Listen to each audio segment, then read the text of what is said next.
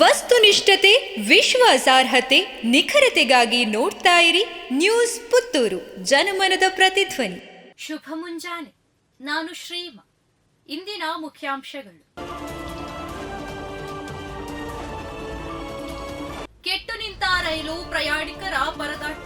ಮಂಗಳೂರಿನಿಂದ ಹೊರಟಿದ್ದ ಕಣ್ಣೂರು ಎಕ್ಸ್ಪ್ರೆಸ್ನಲ್ಲಿ ತಾಂತ್ರಿಕ ದೋಷ ಕಾಣಿಸಿಕೊಂಡು ಪುತ್ತೂರು ರೈಲ್ವೆ ನಿಲ್ದಾಣದಿಂದ 1 ಕಿಲೋಮೀಟರ್ ದೂರದಲ್ಲಿ ಗಂಟೆಗೂ ಹೆಚ್ಚಿನ ಕಾಲ ನಿಂತ ಪರಿಣಾಮ ಪ್ರಯಾಣಿಕರು ಪರದಾಡುವ ಪರಿಸ್ಥಿತಿ ಉಂಟಾಯಿತು.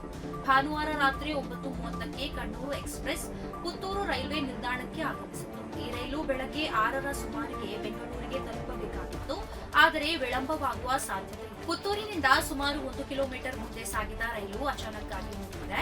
ಸುಮಾರು 1 ಗಂಟೆಗಳ ಕಾಲ ಕೆಟ್ಟು ನಿಂತ ಬಳಿಕ ಪ್ರಯಾಣಿಕರಿಗೆ ಸಮಸ್ಯೆಯ ಬಗ್ಗೆ ತಿಳಿದುಬರುತ್ತದೆ. ಬಳಿಕ ಸುಬ್ರಹ್ಮಣ್ಯದಿಂದ ರೈಲು ಇಂಜಿನ್ ಚಲಿಸಿಕೊಳ್ಳಲಾಗಿದೆ. ವಿವೇಕಾನಂದ ಕಾಲೇಜಿನ ಪತ್ರಿಕೋದ್ಯಮ ವಿಭಾಗದಿಂದ ವಿವೇಕ ಚೇತನ್ 2025 ಅಂತರ್ ಕಾಲೇಜು ಪ್ರತಿಭಾ ಸ್ಪರ್ಧೆ.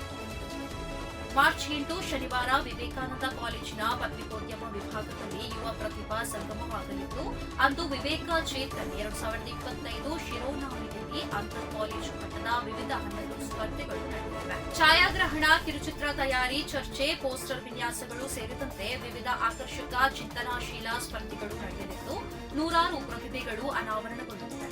ಮಹಿಳೆ ನೇಣು ಬಿಗಿದು ಆತ್ಮಹತ್ಯೆ.